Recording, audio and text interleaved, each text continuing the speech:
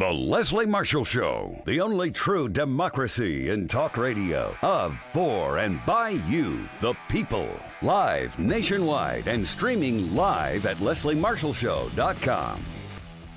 Here to set you free. How you doing? I'm Leslie Marshall. Welcome or welcome back. Only true democracy and talk we're going to do. In this next hour, joining me, not one but two great guests. First up, we have Carlos Calzadilla Palacio.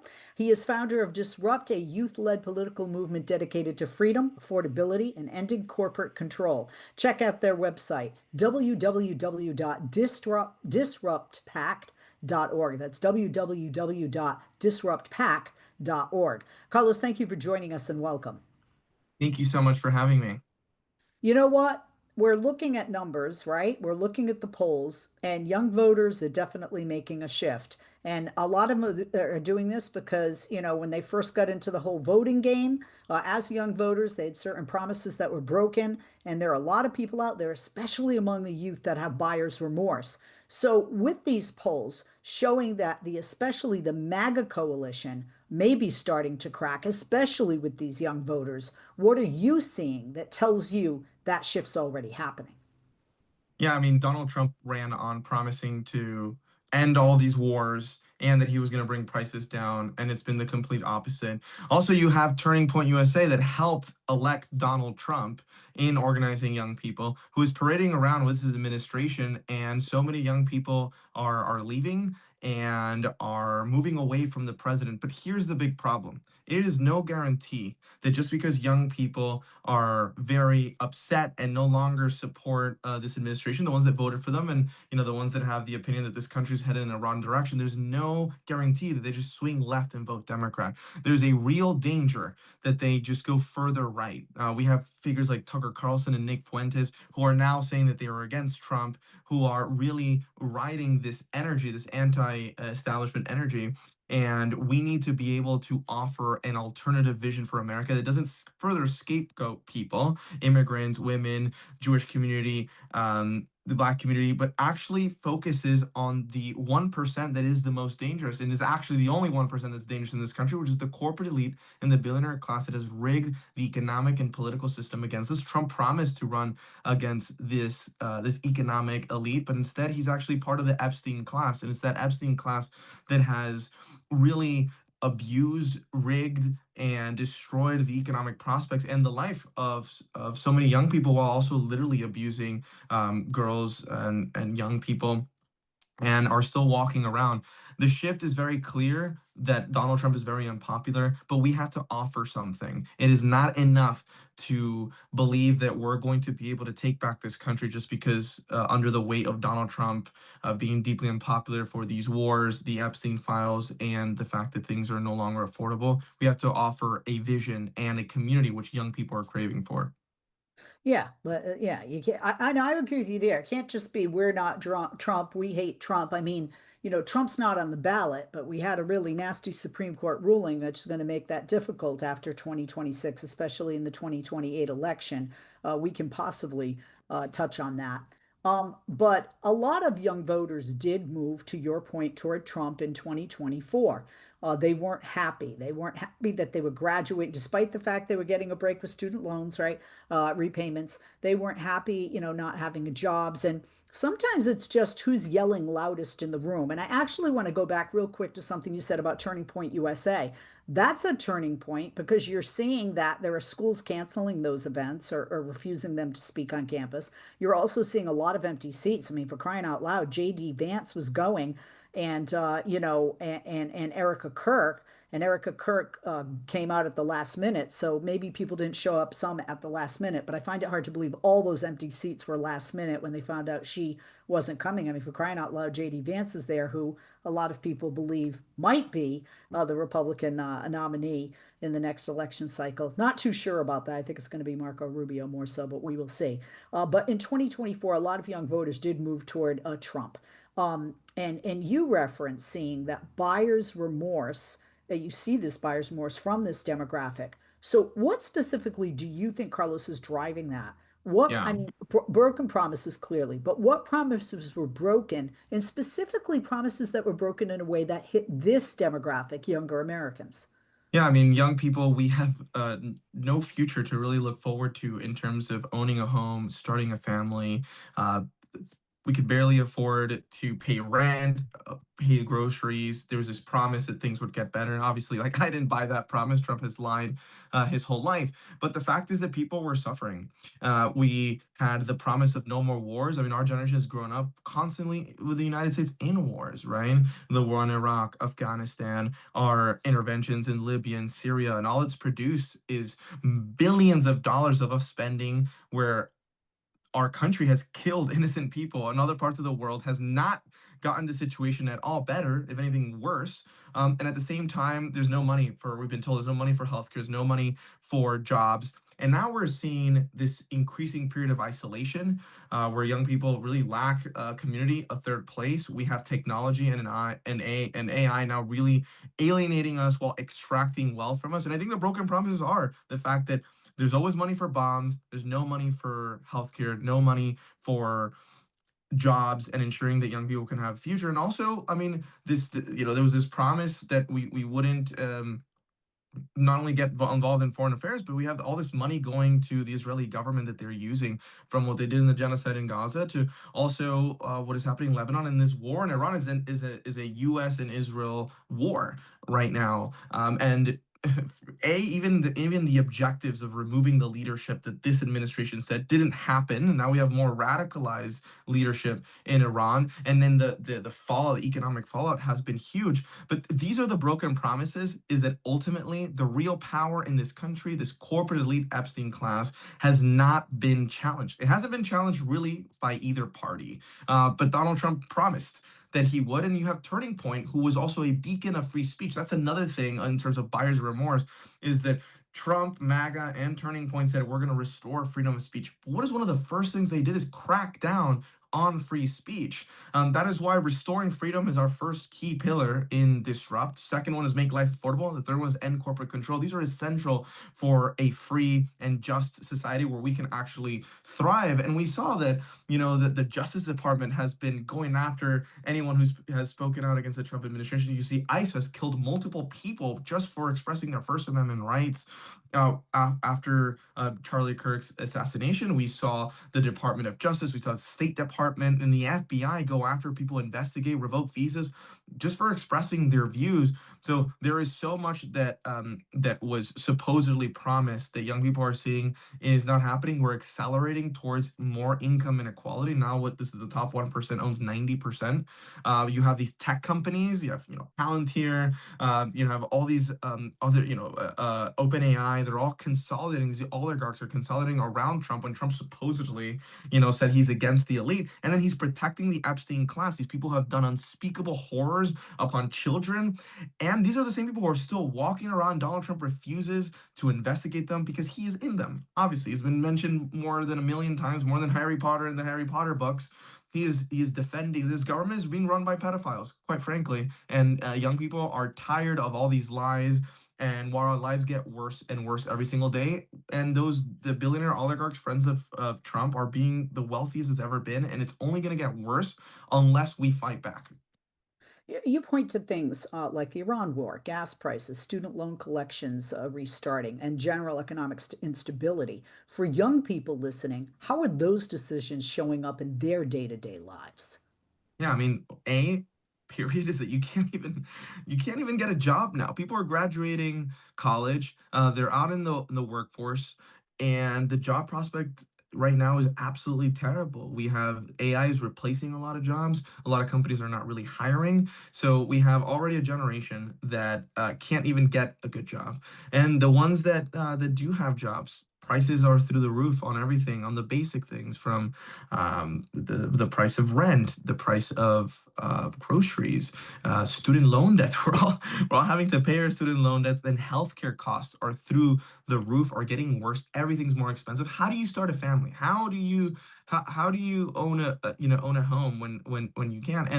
And that shows up in the day-to-day life. Also, young people are scared to literally engage any sort of conversation. They feel like everything is a fight. You see social media really dividing people, and these corporations are making the algorithms reward more and more every single day division and anger, and they're profiting off of this So it shows up also in loneliness. Young people don't have third places anymore. That's been really destroyed by many factors. Obviously, COVID was a part of it, but we've already been moving towards this isolation. Isolation breeds anger. It breeds depression, and it breeds nihilism, and also it breeds more reactionary politics, which is why we're seeing a rise in people like Tucker Carlson and Nick Fuentes, who are saying, "Are you upset with Trump?" Well, it's because he wasn't harsh enough on immigrants. It's like, you're upset with Trump. Yeah, that they're all over the place. We're going to take a quick break, Carlos. We'll be back with you, and we'll talk more about this frustration these voters. We'll also talk about the future and the strategy by Disrupt and others, where these young voters are concerned. We'll be back with Carlos Calzadilla Palacio. He is founder of Disrupt. Check them out at disruptpac.org. Back right after this. We are back. Who are we? I'm Leslie Marshall. You know me. And I'd like to introduce you to, if you've been listening and watching, you already know, but if you're just joining us, Carlos Calzadilla Palacio is founder of Disrupt. They're a youth-led political movement dedicated to freedom, affordability, and ending corporate control. Check out their website, www.disruptpac.org. Carlos, thank you for holding. Welcome back. Just to finish up from the last topic before we move on to the future, is this just frustration from these younger voters, or do you think it's actually translating into people changing their political views? And if that's the case, what happens? We have Democrats, we have Republicans, a lot of these people who were Republicans, and certainly if they're MAGA, they were Republicans.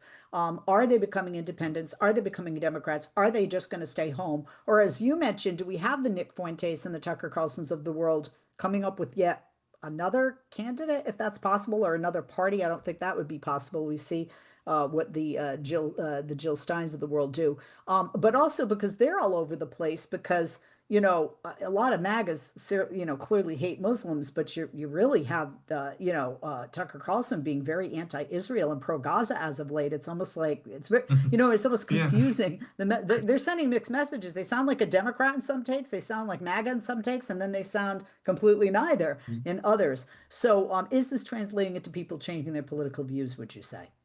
Yeah, I mean, I think that what Tucker Carlson and Nick Fuentes have very accurately been able to identify is that this administration is going down. It's a ship that's sinking, and they not only want to be relevant, they want to be the next leaders of whatever iteration of the far right MAGA movement is, and They like power more than the opinions they're giving. yeah, and the thing is that they're very entertaining, and they're very talented at communicating. And in a world of social media where people have very short memories, they're saying what a lot of people are feeling in certain regards. But then they're also cynically, and I believe there's this big controversy on Tucker Carlson when he said, "I apologize for helping Trump get elected.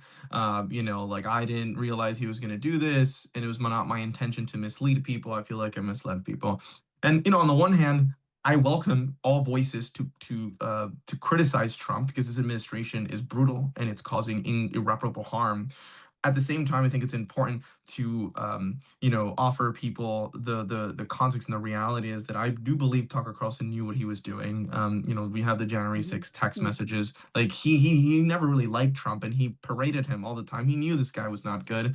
But also, they're willing on certain issues to speak in a way that many people in the Democratic establishment are not. I mean, rightly criticizing the fact that us giving unlimited aid to Israel while we can't afford anything here at home, while they commit these horrible war crimes, and the genocide in Gaza, now what they're doing in southern Lebanon and in Iran, and pulling us into war, is unconscionable. But there's people on the left that are saying this as well. And I think that really the battle right now is that it's not party labels. It is truly, right now, people are focused on values, and what they believe is actually going to make their life better. We're seeing so many young people, both on the Republican and Democratic side, going independent, whether they're changing their party affiliation, or just in general, they might stay with the same party affiliation, but they're searching for something. This is why Disrupt, we're building a post-partisan movement that is not tied to the establishment of either party, that is focused on these three key pillars of restoring freedom, making life affordable, and ending corporate control.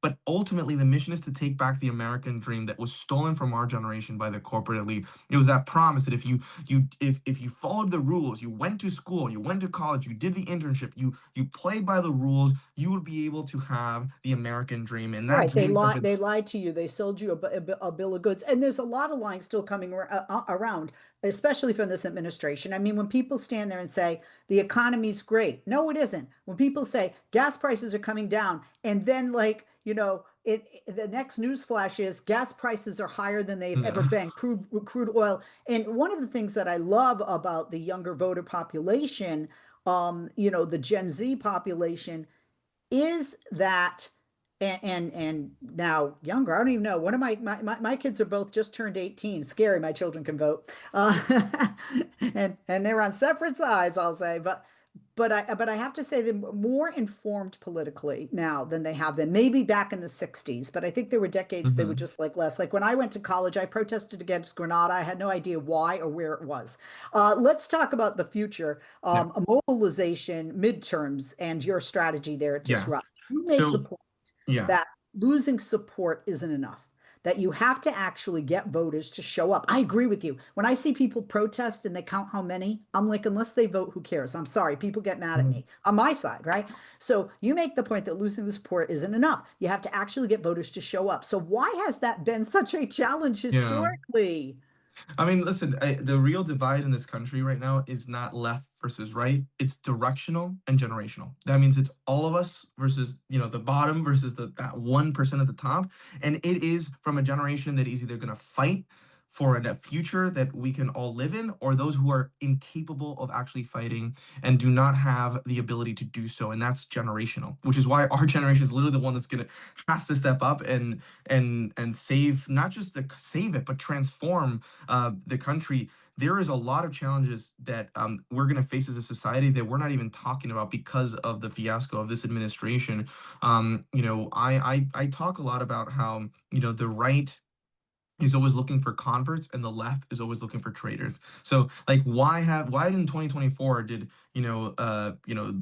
Democrats lose? Well, there's a lot of reasons, but one thing for sure is that young people did not feel that the Democratic Party was cool or at all really was genuine about anything. And people are just tired of having to parties thinking the voters have to be loyal to them when it's actually a politician's job to actually inspire people. This is why Zora Mamdani won in New York, and I was really proud to have helped in that effort as both a content creator and as a leader at the time of the Brooklyn Young Democrats. Is that he inspired young people, not just to be against Cuomo, who was a terrible candidate, but for a vision and build community One of the around things it. that he did, and you guys helped with that, and that was just great. And we saw this happen with Obama. You got to speak to young people where they're at. One of the things the Trump administration did better than Democrats, and I was very surprised, was the social media, was the TikTok aspect of it. And not only did Mamdani do that, but he also asked the voters, "What do you Hmm. need?" And when you're talking to the young people, what came up? We want affordability, right? It's too expensive at the grocery store. And then he comes up with, well, why don't we have per borough one government, financed and run a grocery store? And people are like, oh, socialism, communism. Yeah. But the voters are like, yeah, that sounds good because I could afford that. Hmm. And, having other things that, It, free. It's great that and AOC did the same thing. exactly, and it inspired them. For example, with Disrupt, we did our launch in mid-December, and then we went super viral when we put out in social media what we stood for, and Right. we averaged around like 1.4 Well, you know million what? views. Because Carlos, we have less than a minute left. I'm Okay. sorry to interrupt you, but I really want you to get out this answer. Tell Yes. us in less than 60 seconds about Disrupt and how what you're building is Yes. different from the traditional political organizing, especially in college campuses today. What we're building is a cultural movement that really reaches young people, gives them a place where they can find friends, community, and purpose. And that third place is going to be essential to mobilizing young people for the midterms, for the presidential, and for a long term political movement that really fights the real people responsible for stealing the American dream. So we're going to be setting up chapters, disrupt communities all across the country, college campuses, high schools, cities and towns. This is not just campuses, people, young professionals, people who are not in college, because ultimately we need to make politics accessible and we need to understand that politics is a downstream of culture, and the barrier needs to be lower and accessible, and then actually fight for what young people believe in, which is a future that is not ruled by these oligarchs, and take on the establishment. Thank you so much. Carlos Dia Palacio, founder of Disrupt. Check him out, disruptpac.org.